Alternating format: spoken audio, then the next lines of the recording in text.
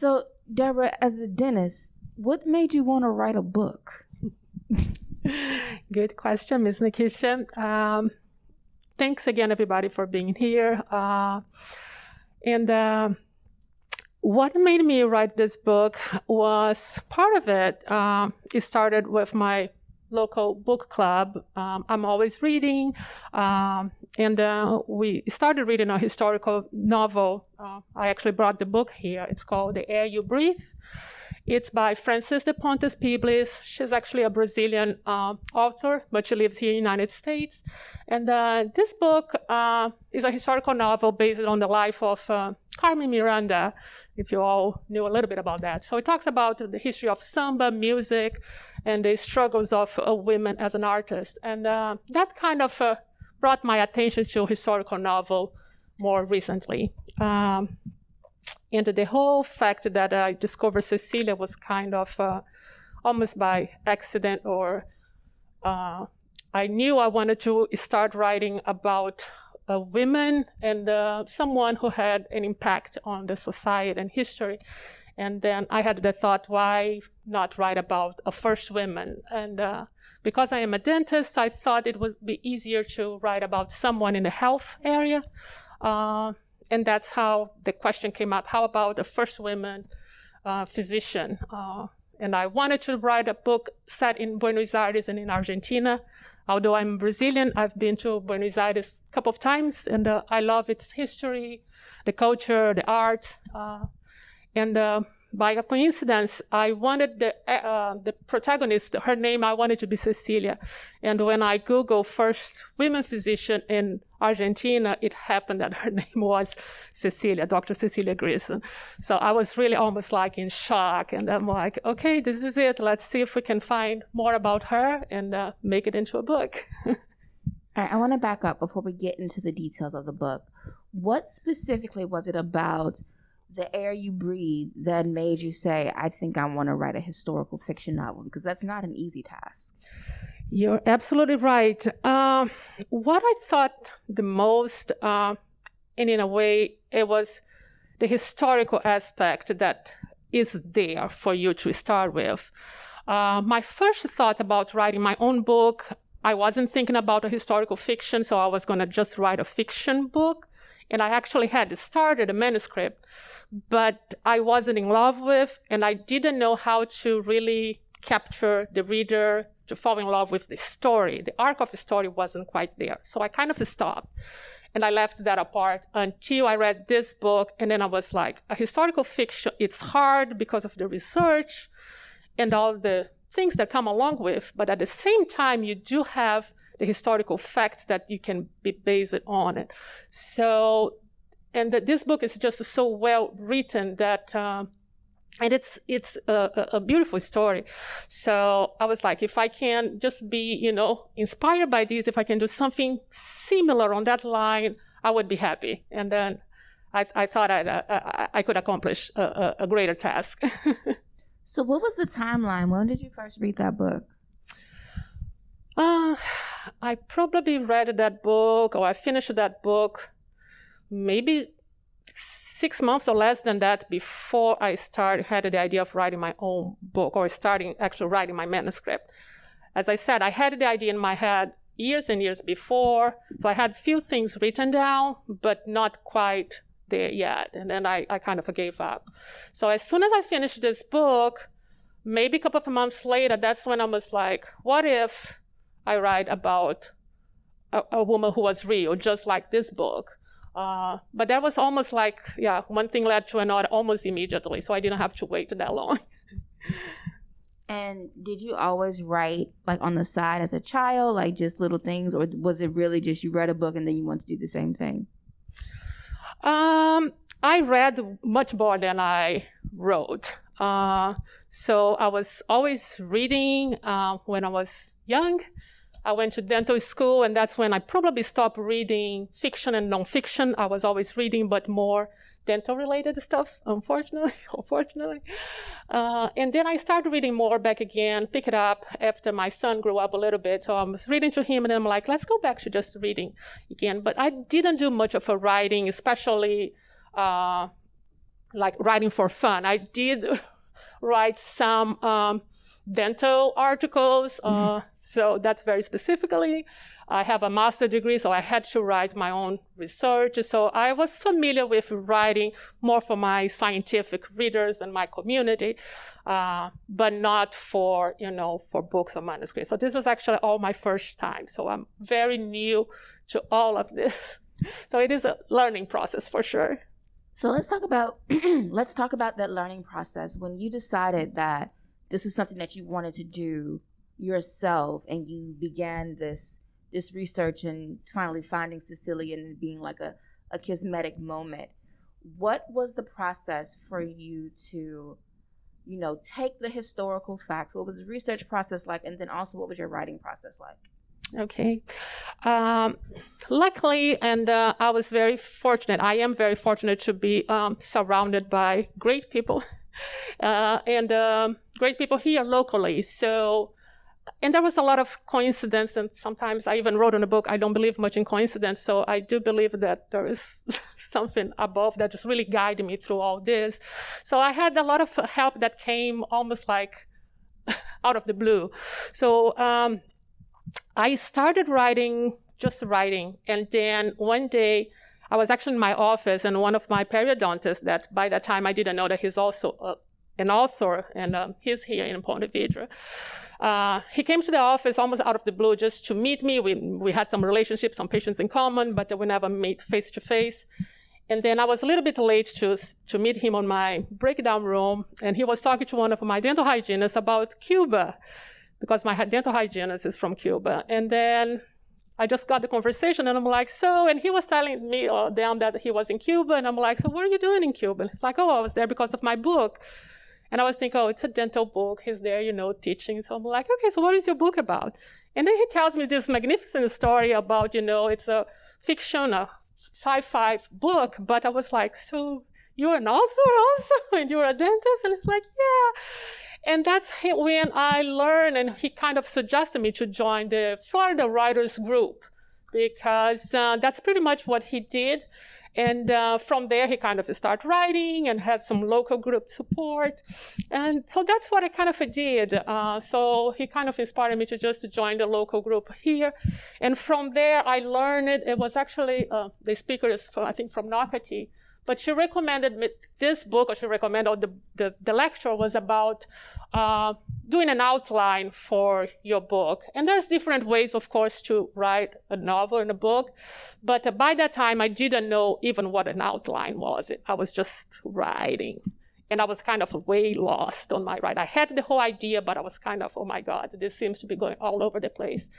So as soon as I left the lecture, I got the book, of course, because I'm a bookworm. I have to have a book for every single thing. And then it was like a lifesaver. I'm like, oh my God, I can do this if I can structure my ideas, in a roadmap.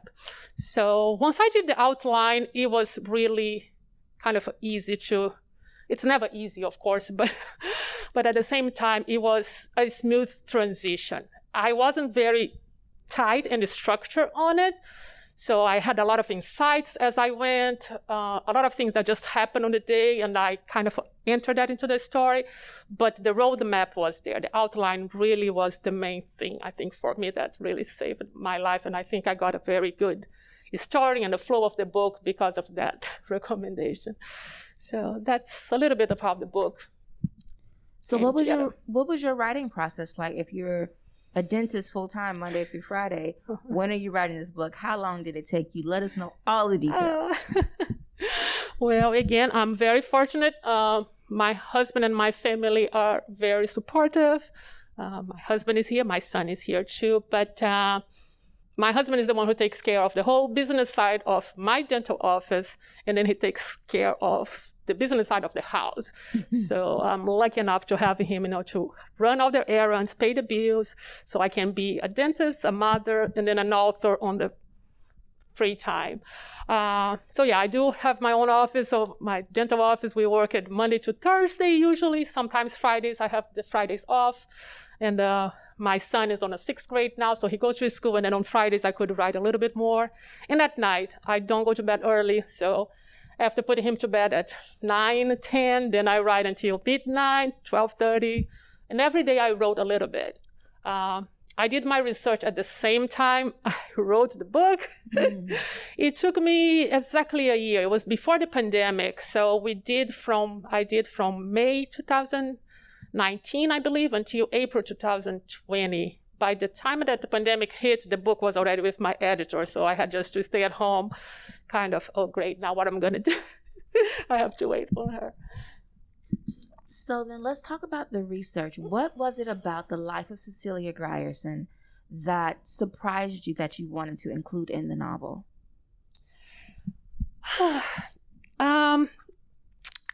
Luckily, I had a biography book. I found that, and Google is a great tool nowadays, right? So everything we can just Google and get overwhelmed with a lot of information that is out there. So I had that's how I started. I started just with the internet and Google, who is Cecilia Grissom? But there was, even on kind of from Wikipedia, there is some good information about her. And then from there, I just went deeper and deeper. So I got some books, biographies from her. And then from every idea that I had, again, the internet helped. Some books, historical books about Argentina and Buenos Aires. The book is set at the end of the 19th century. So it is a fascinating period of time, at least for me and hopefully for a lot of people, because it's a lot of transformation going on. And at the same time, I could see the parallels from our life nowadays. You know, we are going through a lot of transformations to the speed of the internet, the knowledge that we have access to. They were going through the same kind of phase. They were hit by pandemics by that time, and that's how she actually found the School of Nurses in South America. She's the founder of the School of Nurses during a pandemic. And then a couple of months later, I didn't know that we were going to go through the pandemic by the time I started the book. But then a year later, we're just there, and I'm like, wow. So the historical part, yeah, was there. And then she was very outspoken and a leader. She did a lot to recognize the women's rights and children's rights. And all that to me was just fascinating because even in Argentina, not a lot of people know about her. In here, much less. I didn't know either. So just learning and going deeper into the history, I was like, wow, this is just, to me, very fascinating. But it's also billed as a love story told through in the epistolary form through letters. Mm-hmm. So why did you want to highlight that part of her life? That could be maybe because a little bit of my background more recently in terms of art, poetry. I do paint sometimes, or on Wednesdays nights, I still go to a painting group at the Episcopal Church in downtown Jacksonville. And I think there's a lot of that experience with artists. And again, it's a very informal group, but just to be in contact with arts kind of brought this side of poetry and then the artistic side of the books and readings up to me. So I have a little bit of that put into the book, and that wasn't planned at all. But I think some of the letters came because I thought, back then that would be something that could have happened. Of course, this is a fiction, but I still wanted to portray something that could have happened on her real life. So we don't know, unfortunately or fortunately, what was her personal life. And I didn't want the book to be just heavy on her professional accomplishments. So the book I was trying to do a little bit from a balance of what her professional accomplishments were, but also her personal life, her struggles, her life as a friend, as a woman, what she went through it. So that is what I kind of created and invented. And I thought that the letters and the poetry and the reference of some classical literature, I thought that, and that wasn't planned, by the way, but as it came, I thought that it would be interesting because I think nowadays sometimes we forget about the classic literature, the poetry. We kind of maybe put it a little bit aside. And I thought that we can still incorporate that and make a good book nowadays with not forgetting the past. What did you learn about yourself as a person and now as a writer in the process of crafting this book and bringing it to the public? We are still learning. I'm still learning. And that's, I think, the beauty of life. I mean, we are always learning. and it's been an amazing, amazing ride. One of the main things I believe is that we can be so resilient. Again, in the beginning, it's sometimes you get afraid, and even now I'm like, oh my God, what am I doing? Is this going to work? But in the words of my periodontist friend here in Jacksonville, Dr. Fields, he's like, don't worry about the process. Don't worry how you're going to market and how you're going to publish, if you're going to publish. Just write. Try to write with your heart, with your mind, and without that pressure. Don't put the pressure on yourself. And that was, I think, the main thing I learned in the beginning. And that worked greatly. We also learned to count on people. And again, it's great to have the support of the local groups here and friends and family. They were always there to support you no matter what. So that was, a reinforcement. And again, it was a fun process. So I'm still learning. I do want to continue on the journey, but it is always a learning process. I think we can always improve and get better. So we kind of open also to, suggestions and critics. And so that is all part of your learning experience. And now that you've done it, do you plan to write more? Yes, by the time or even before I finished the first book, I had already kind of an idea. And I'm thinking about similar theme. We're going to talk maybe on the next book about another woman. This time will be in the United States. She is African-American descendant, and she's African-American. And it's going to be the same period of time, end of 19th century, beginning of 20th century. She's an unknown person for a lot of people, but there's very little about her register written out there. So I'm going to have to do a lot of research, be very creative and careful. So that might take a little bit longer than I think the one that I did about Cecilia Grissom, but the idea is there. When people approach your work and you're going to keep going with these consistent themes of women who have accomplished first in some industry, mostly medicine, and combining the historical with the fictional to craft these narratives, what do you want readers to take away from it? Mm-hmm. Good. I want to portray that those unknown heroes or heroines, men or women, doesn't necessarily need to be women. I want them to honor our past and honor those people that accomplished so much, but they're just quiet, and also inspire them that things can be done. If it was done back then, when much harder time, it can be done now. I want to inspire the young kids that if she did, if he did, you can do it too. So again, it's the dreams can come true, and that's, I guess, the overall message. But it's also a way to honor those people that did so much, and maybe they are just hidden in history or just forgotten, and we should maybe not forget them. So hopefully we can bring them up somehow through historical fiction books. You mentioned dreams can come true. What are your dreams for your writing? I dream that a lot of good readers read the book. The whole world could read it and enjoy it, hopefully, and take a good message out of it and get inspired, to do something. I think we can all. Everybody has a talent. Everybody is definitely born with something that can help us grow and make the world a tiny little bit better. So hopefully that will be they'll take that with them. All right, and just as a reminder, you guys can write questions on the notepad underneath your chair. Same with the Zoom audience. You can submit questions in the question box, and they'll get to me. I'll ask a couple more before I get to the audience questions. Is that cool? We good on time? All right. So in balancing your writing career with your dental career and looking forward to doing more stories that require tons of research, what kind of books do you read for fun in your downtime? Yes. Right now, I'm definitely reading more historical fiction, so I'm really just tailoring more that category of books. I read some books, they're more international, sometimes authors, J.D.S. Benitez is one of them. He's a Spanish author, and it's a nonfiction author, actually. So it's more kind of on a spiritual and life events that I really like his materials and books. Isabel Allende, Elizabeth Gilbert. I think I brought some of the books that, but those are more historical fiction. Those are the ones that I read or gave me some inspiration while I was also writing my book. This is also a local author, Miss Patricia Dallilaipe, and Cruel Calm. It's a very interesting book set in Paris.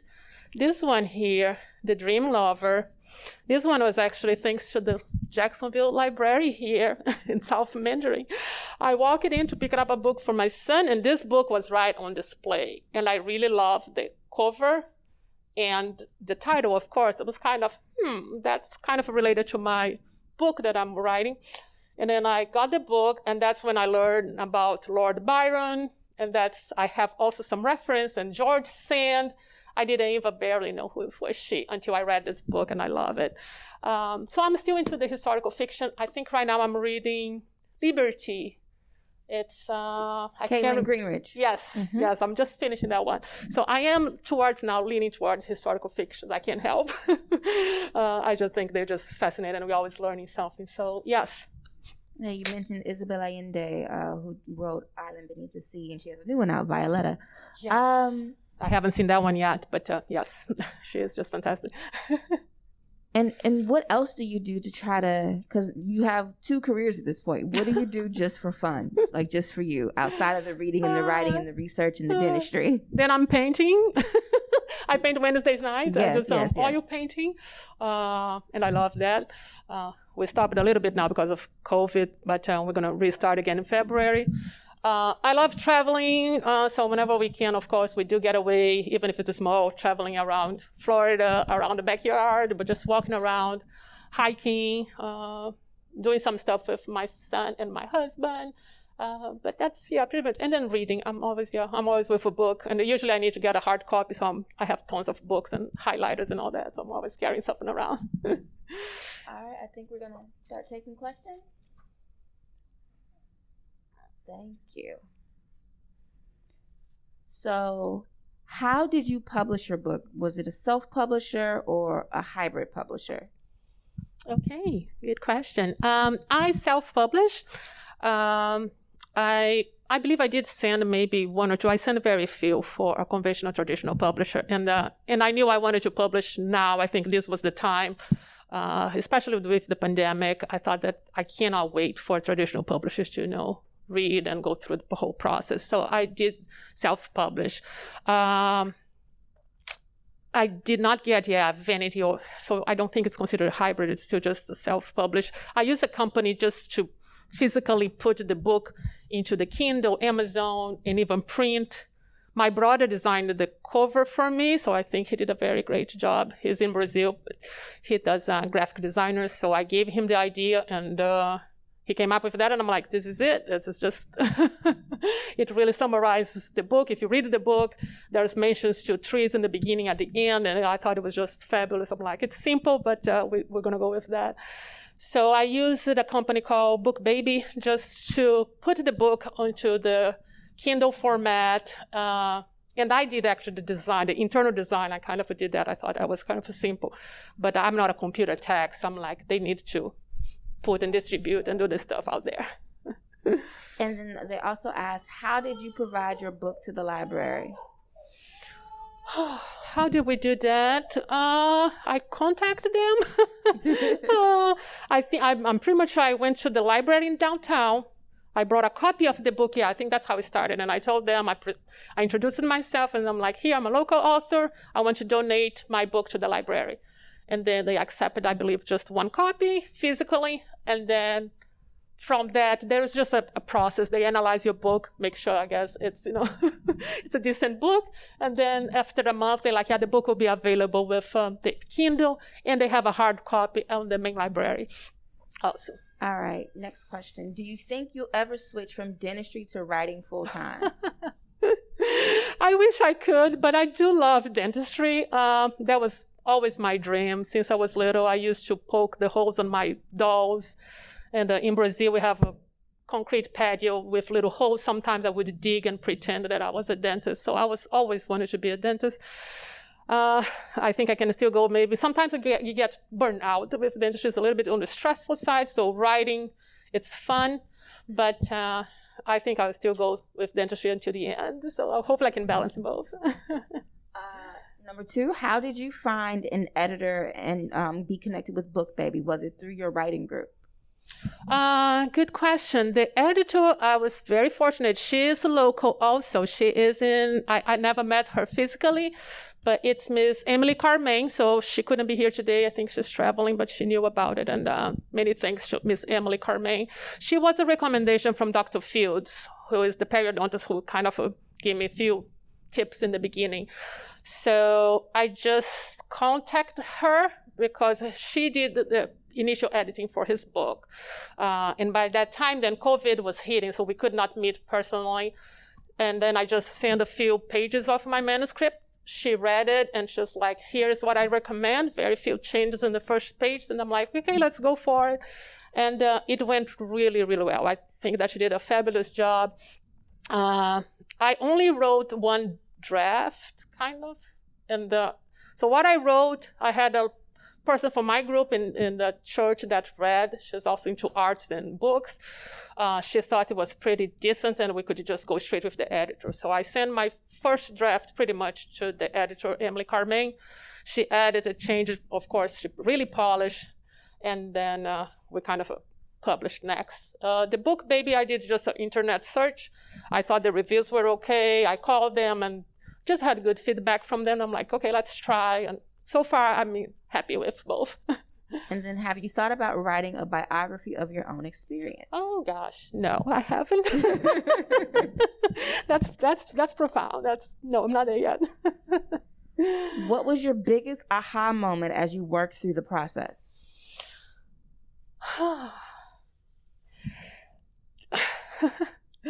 Let's see. Almost every day there was something that it would just showed up, and the serendipity of things that would happen. Actually, there is one chapter in my book that it's based on the life also of a real woman, and I didn't know anything about her. And it's Claudia. Oh my God, now I forgot her name. Camille Claudel, and she was related to Rodin. So she's the inspiration for one secondary character that shows up in my book.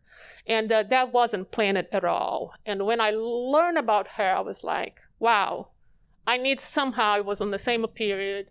Both women were in Paris at the same period. So I'm like, they have to meet. And I made that chapter specifically because of a Facebook post where Camille Claudel was there.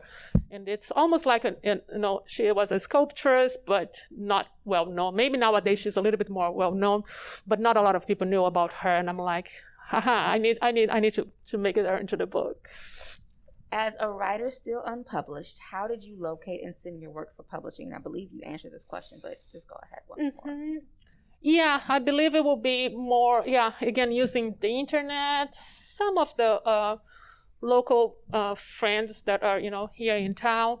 But I did pretty much just internet search, and I started sending, and eventually I just decided to self-publish myself. How do you break writer's block? How do I break your writer's block? Did you ever experience writer's block? And if you did, how did you get through it? Yes, I think we all have a little bit at least of writer's block. Nobody's perfect to just write smoothly. So I think my main challenge was always how I'm going to start the chapters. Every single chapter, I think, maybe except the first one. The first one, I knew how I was going to start. I don't know how I was going to finish, but that just came along. But after the first chapter, every single one, it's like, oh my God, I know the whole story in my head, but how I'm going to start this chapter? So that was but it wasn't necessarily a block, I think, but it's always a little struggle. And sometimes I have to just walk away a little bit, leave, go outside for a walk, and then something will happen, and you just go back with your flow. So. And then how do you focus with family and work distractions? I did a lot of my work after hours, so the house was a little bit quieter. And I didn't have even a specifically place, or I wrote most of the stuff, I think, in my kitchen table after putting my son to sleep. So I had my computer in there. I started writing actually in a physical notebook, so I'm still old-fashioned, and I just use Word and then notebook, internet, and all the books around me to just get some of the ideas and inspiration. But when the house was a little quieter, then that's when I wrote the most. I don't do a lot of watching TV because then I don't have time much for that. So I would just, write. But the house was a little bit quieter when we wrote. What, if any, similarities in your life did you find you share with Cecilia? She's definitely a way stronger person. And so it's like, whoa, I'm not even close to what she was and what she accomplished. But the similarities maybe would be just her passion for her profession and how she was determined to become, a physician to start with. Despite all the roadblocks, she wasn't scared. I'm not that kind of person. I'm more kind of a scary person sometimes. But at the same time, if I'm determined, I'm going to do my best. And I'm almost like, I'm going to just go through it if I almost know that I'm going to accomplish. So I think we share maybe that type of identity or similarities. But is there, why do you want to introduce little-known historical figures to the world? Because they did a lot too. And it just happened that we didn't hear about them. So I think they still need to be learned and heard nowadays, so to honor them. So. And this person wants to know, do you know if there is a writing support group for high school students? Oh, good question. I don't know, but I do participate in a few groups here in town, including the League for Jacksonville American Pen Women, and they have a lot of experience in that. Since I'm all new into this, then I won't be able to answer that question, but I can definitely try to find an answer.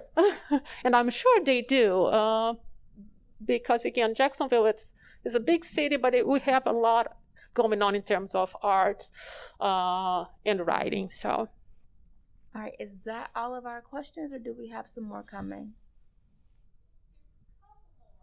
All right. Well, while we wait on them to come forward, yes, I will ask another question. All right. You mentioned that you really loved Argentina and Buenos Aires specifically, and that after reading The Air You Breathe, you knew that you wanted that to be your location, and it kind of all just came to you all at once. What is it about Argentina that had mesmerized you so much? Yes, I've been there 3 times now, and I was fortunate enough to go there right before also the pandemic. So I was still writing the book. Actually, I visited my parents in Brazil, and then we're like, okay, let's get a getaway to Buenos Aires real quick. So me, my husband, and my son went in 2019 December, before the pandemic. But the first time I went there, that's when I fell in love with the city. It's just the culture, the art, the music, the tango. I do love it. I don't know much about it, but I just feel it's beautiful. And I have a little bit of that in my book too. So I thought it would be interesting because I do love that city. If I could easily live there if I had the opportunity. So I was like, I wanted the book to be set in Buenos Aires.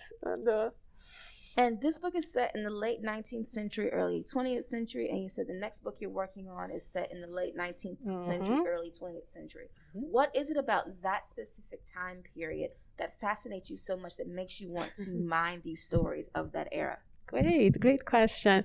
I believe it's just the transformation, the whole world transformation that we experienced right on the turn of the century, before World War I and II. The golden era, and the whole transformation in terms of culture, knowledge. It just fascinates me. The music, the art, everything just boomed. I think we grew so much in that period of time. And as I mentioned before, I think there's very similarities to what we going through nowadays. Women were starting to speak up, the workforce, human rights, children's rights, everything was just booming on that period of time. And we have, the slaves, liberation of the slaves, and all that going through that phase. And that's really important. And we really need to read and honor those moments, I believe. And you are Brazilian, and your protagonist in Standing Tall is Argentinian, and you say your protagonist in the novel you're working on now is African American. Do you find it difficult to write about characters who do not share the same background as yours? Mm-hmm. Yes, and you have to be very careful. So that's what I mentioned. I believe on the second book, I'm going to have to do way much more research to be just careful to the historical facts and the cultural background. At the same time, we in Brazil, we are very mixed type of, culture and race. My father is African descendant. My mom is white descendant, the Spanish descendant. So we have this, at least on the racial aspect, we are very kind of mixed. So we do, I think, share that, or I can relate it to some aspects of other people. But yeah, Cecilia is descendant. She's an immigrant descendant, so she is descendant from Irish and Scotland. But at the same time, I'm an immigrant here, so we can't share. We don't share the same genetic or racial, background. But we're women. So all this is kind of facilitate. The one that I'm doing in the United States, that might be a little bit harder. So I have to get in touch with a lot of historical professionals, hopefully just to guide me through, because I don't want to step on anybody's toes either. And I don't want to be anything heavy. That's also my things with the books. I know there's a lot going on in terms of politics, religion, and human rights, but I want the book to be light and fun, portraying the reality, but I don't want it to be, heavy and down. So I want people still to read and still have a good time reading the book. Okay, and I think we have the final two questions coming from the audience. Yes?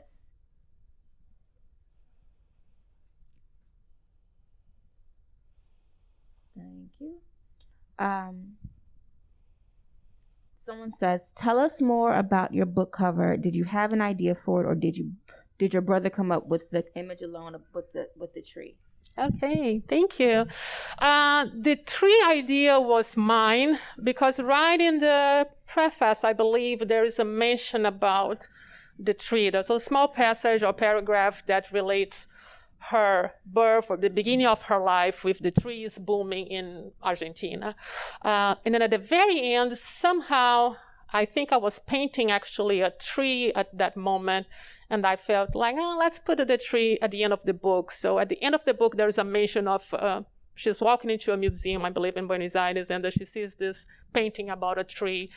So that's how it kind of ended. So there's a beginning and end related to trees. So I'm like, and the trees are so majestic. They do stand tall most of the times in nature. They're very resilient. And I thought it could be a good representation of the whole entire book. So I told my brother, hey, I want a tree on the cover, and this is the title. So I actually provide him the tree image, but the whole design, and it's interesting because I didn't mention, so that's his design, but there is the colors, the blue, and it's supposed to be kind of a white on the sides. Those are actually the colors of the Argentina flag. If you turn it this way, and if you switch, the Argentina flag is blue, white, blue with the sun, I think, in the middle. So he kind of put the sun as the standing tall, a little orange, representing the warmth. And you can see the light going through here. And as soon as, I was just like, wow, because that was all his design. I just told him that I needed a tree to be on the cover. In the way that he make the letters, that's all his. But I thought it was very interesting because also in the book, we go through the chapters as the seasons of the year. So we have the winter, spring, and over here you could maybe see, the winter on the gray part, and the spring in the middle with the light and the warmth coming through it. So I thought that it was very symbolic. All right, and finally, based on the acknowledgement section of the book, you seem to have a strong support system. Tell us about an instance where someone in your life inspired you to keep writing. I would say my parents always push us to read, not necessarily write, but maybe I was inspired just by their lives to just, always read, always learn, and keep going. You never stop. All right. Thank you, Debora, so much. Thank you. Thank you all.